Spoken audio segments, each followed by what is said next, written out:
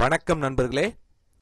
10% அகவிலைப்படி உயர்வு, அரசு அதிரடி அறிவிப்பு பற்றி நம்ம இந்த வீடியோவில் பார்க்கலாம்.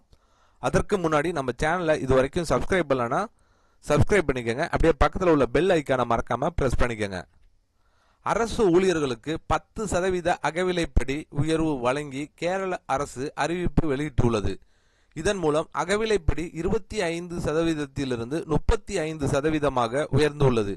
இந்த முடிவு மாநில அரசு ஊழியர்களின் வருமானத்தை உயர்த்தி பணவீக்க சுமையை சமாளிக்க உதவும் என்று கூறப்படுகிறது. யார்களுக்கு பொருந்தும்? இந்த உயர்வு மாநில அரசு துறைகளில் பணிபுரியும் ஊழியர்கள், உள்ளாட்சி அமைப்புகளின் பணியாளர்கள், அரசு மற்றும் அரசு உதவி பெறும் பள்ளிகள், கல்லூரிகள், பாலிடெக்னிக் கல்லூரிகளில் பணிபுரியும் ஆசிரியர்கள் மற்றும் ஊழியர்கள் உள்ளிட்டோருக்கு பொருந்தும். முழு நேர தற்காலிக ஊழியர்களும் இதன் கீழ் வருவார்கள். உயர்த்தப்பட்ட அகவிலைப்படி மார்ச் மாத சம்பளத்துடன் வழங்கப்படும். பகுதி நேர ஆசிரியர்கள், பகுதி நேர தற்காலிக ஊழியர்கள் மற்றும் மீண்டும் பணியமர்த்தப்பட்ட ஓய்வூதியர்களின் சம்பளத்திலும் இந்த உயர்வு பிரதிபலிக்கும்.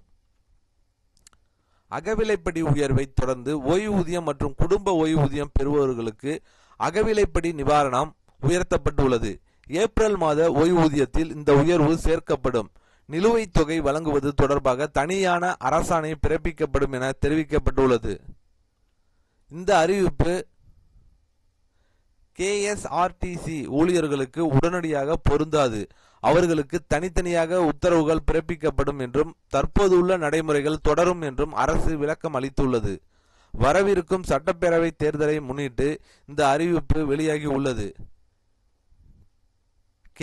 கேரள அரசு மட்டுமின்றி தமிழ்நாடு, அசாம், புதுச்சேரி மற்றும் மேற்கு வங்கம் ஆகிய மாநிலங்களிலும் தேர்தல் நடைபெற உள்ளது. தேர்தலை முன்னிட்டு அகவிலைப்படி உயர்வு அறிவிக்கப்பட்டது குறிப்பிடத்தக்கது. தமிழ்நாட்டில் அரசு ஊழியர்கள் நீண்ட காலமாக பழைய ஓய்வூதிய திட்டத்தை அமல்படுத்த கோரிக்கை வைத்திருந்த நிலையில் உறுதி அளிக்கப்பட்ட ஓய்வூதிய திட்டமான அஷூர்டு பென்ஷன் ஸ்கீம் தொடர்பாக அரசாணை வெளியிடப்பட்டதும் சமீபத்திய முக்கிய முன்னேற்றமாக பார்க்கப்படுகிறது.